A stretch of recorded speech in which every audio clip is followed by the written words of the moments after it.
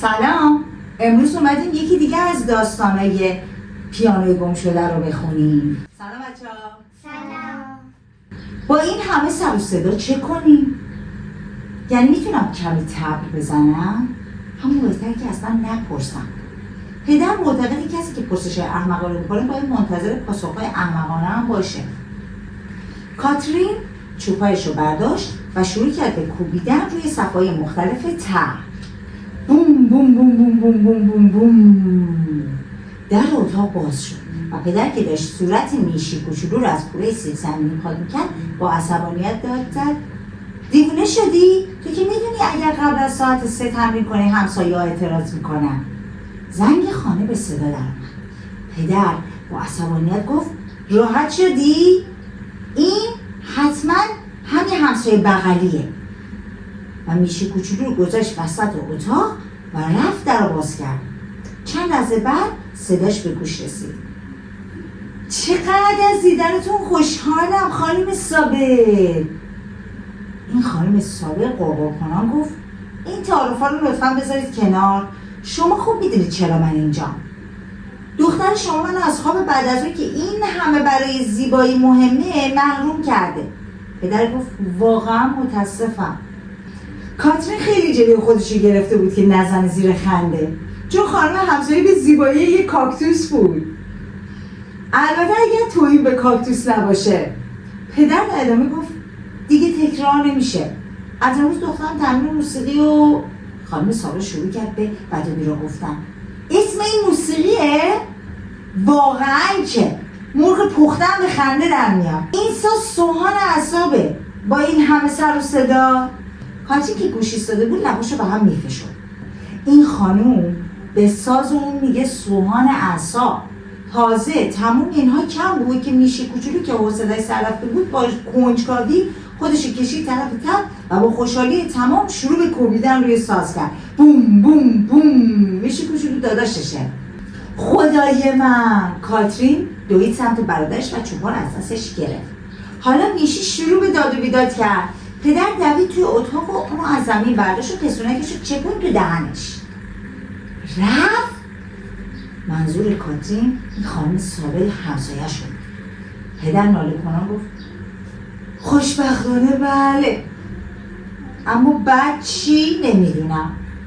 تهدید کرد که به صاحبخونه شکایت میکنه. کاترین آب دهنش رو قورت داد. صاحبخونه به ندرت اونجا سر میزد. هر وقتم که میومد معنی خوبی نداشت. پدر پیشنهاد کرد اگر دوست داری برو بیرون با یکم بازی کن، هوا خیلی خوبه. کاترین با بی‌حوصلگی گفت: باشه میرم. اومد توی راه رو. اسامی همسایه ها رو که در راه میدید از حفظ بود. روبرو که هم خانم سابق بود. طبقه اول وبر و نیتناگل و اشمیت و فینک همکف. میدونست همسایه هاشون کجا میشونن بچه ها. همه این آدم ها تا چند هفته پیش با او دوست بودن. دقیقا از روزی که تبر وارد خونه شد ورق برگشت. کاترین از در که زد بیرون خانم سالخورده‌ای رو دید که اون طرف خیابون مشغول جمع کردن برگ‌ها بود. او برای کاترین دست تکون داد. کاترین در حالی که به اون طرف خیابون میرفت با خودش گفت: حداقل خانم بیگر هنوز با من دوسته. خانم بیگر با کاترین احوالپرسی گرم کرد. پرسید: چی شده؟ قیافت زار میزنه. انگار متوجه شد ناراحته. باز سر تب زدن دعوا مرافع است.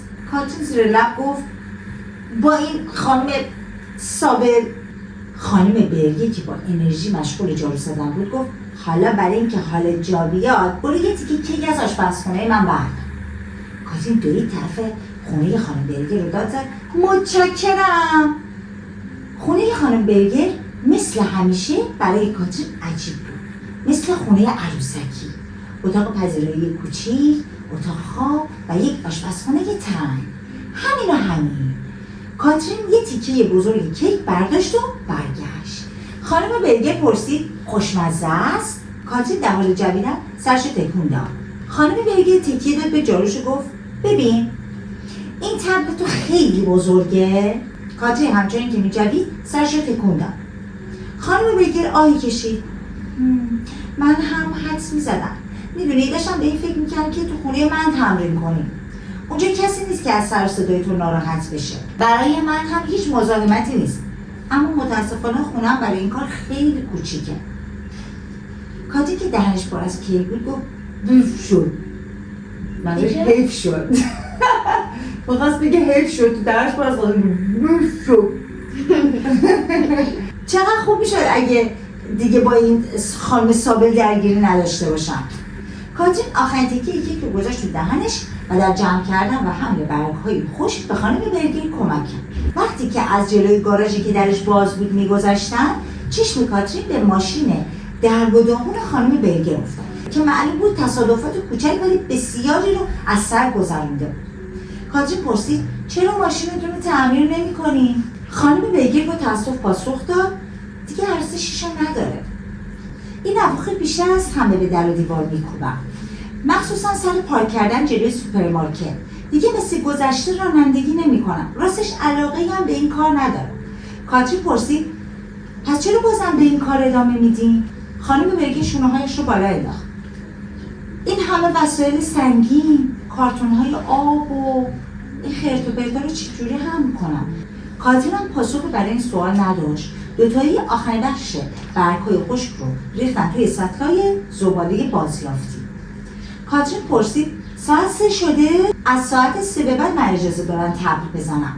خانم برگر نگاهی به ساعت مچش انداخت و با خنده گفت پس برو 7 دقیقه از ساعت 3 گذشته. کاترین در حال دویدن گفت خدا رو شکر و خانم برگر پشت سرش داد کشید از کمکت خیلی ممنونم. کاترین پله‌ها رو دوتا یکی پشت سر گذاشت و نفس زنان رسید پشت در و شروع کرد به زنگ زدن. پدر در رو باز کرد و گفت میشی رو تازه خوابوندم. کاترین فریاد کشید چی گفتی؟ خدای من تازه میخواستم تمرین کنم. پدر دوباره تکرار کرد الان نمیشه، نمیدونی چقدر از خوابیدن این وجبی خوشحالم. و با خستگی پشت میشی رو مالید. دارم برای برگشتن مادرت از آسایشگاه روز شماری میکنم. کاترین پایشو کوبید زمین. من هم همینطور. اگه مامان اینجا بود حتما اجازه میداد تمرین کنم. اصلا این تب به چه درد میخوره وقتی اجازه زدنش رو ندارم. بعد دوید طرف اتاقش و در کوبید به هم. اما امروز این میشی کوچولو انگار برنامه بیدار شدن نداشت. از اتاق او کوچکترین صدایی به گوش نمیرسید. کاترین گریه کنان یه سری کتاب از روی قفسه برداشت و پرت کرد کف اتاق. آها آفرین، صدای فریاد میشی بلند شد. کاترین دوید طرف تب و شروع کرد به کوبیدن. بوم بوم بوم. فقط دیگه لذتش از بین رفته بود. کاترین چوبا رو گذاشت کنار. حالا صدای فریاد میشی و صدای پدر رو که سعی در آروم کردن اون داشت میشنید. همینطور صدای رادیوی خانم سابل و صدای دوقلوها که داشتن سر عروسک تازه دعوا میکردن. دیوارهای خونه‌شون اینقدر نازک بود. کاترین آهسته بلند شد و زل زد به پوستر روی دیوار که یک طبل عالی بود. درست همانطور که کاترین آرزو داشت روزی داشته باشه. کاترین پوستر رو از دیوار کند و ریز ریز کرد. چند روز بعد وقتی پدر با مادر تلفنی حرف میزد به اون گفت گمان کنم کاترین ما کمی سرما خورده، حتی حوصله تب زدن هم نداره. یه هفته بعد توی راه بله کاترین به دوقلوها برخورد که از کیف هر کدومشون کله یک عروسک دیده میشد. اولی با کنجکاوی پرسید مجبور شدی تب رو پس بدی؟ و نخودی خندید. و دومی هم با رضایت گفت دیگه صداشو نمیشنوم. بازم نخودی خندید. کاترین که از عصبانیت دل درد گرفته بود داد زد به شما ربطی نداره و به سرعت از پیاده رو گذشت و اونجا بود که ماشین تصادفی خانم برگر رو روی جرثقیل دید.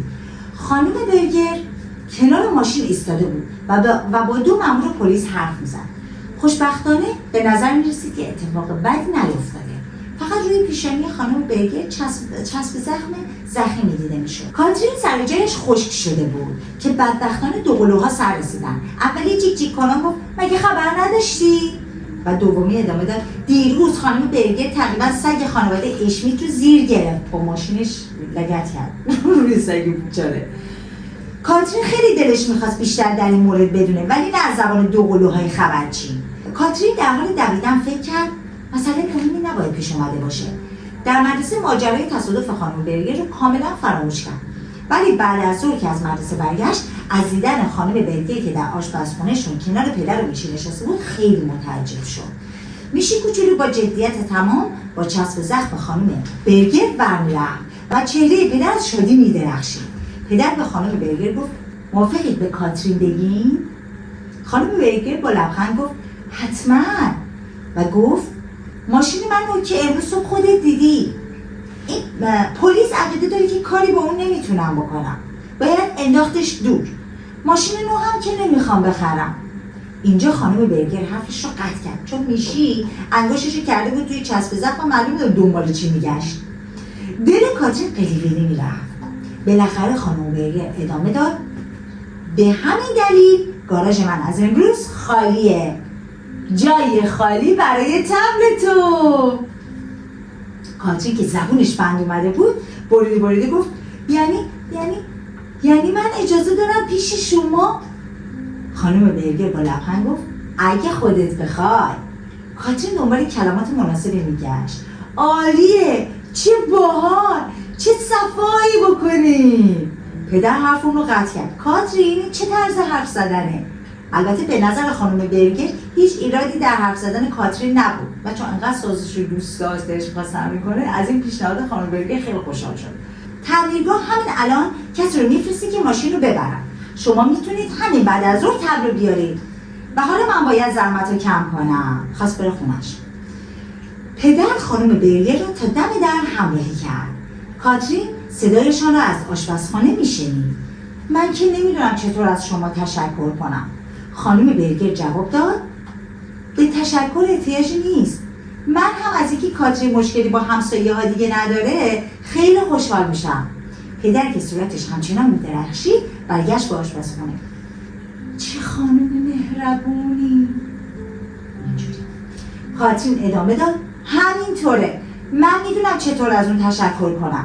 کافیه وسایل سنگینش رو از سوپرمارکت براش بیارم. بدون ماشین کار سختیه. پدر گفت حتما، پیشنهاد جالبی بود. کاترین با شادی خندید و گفت معلومه. اینجوری بچه ها قصه ما به سر رسید که علاقه به خونه‌اش نرسید. دیگه کاترین هم تونست یه جایی پیدا بکنه که بتونه حسابی تمرین کنه تا بدون اینکه همسایه‌ها شاکی بشن.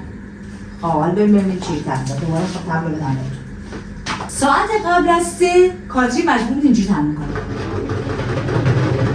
بچه‌ها این تبلکه ولی کاترین داشت پرکاشن میزد، یعنی چند تا تبل با هم شاید حتی سنج هم داشته باشه. خب صداش خیلی بلندتر از اون. مثلا ما چند تا تبل میزنیم صداش بلنده، اونم چند تا تبل دیگه صداش خیلی بلنده. مثلا ساعت 3 میشد وقتی تمرین میکرد صداش اینجوری شد.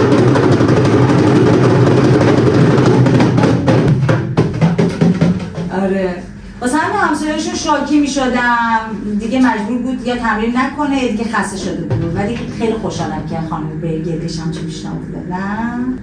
تا داستان دیگه از مجموعه داستان‌های پیانوی گم شده تو ویدیوی بعدی میبینیمتون. خدا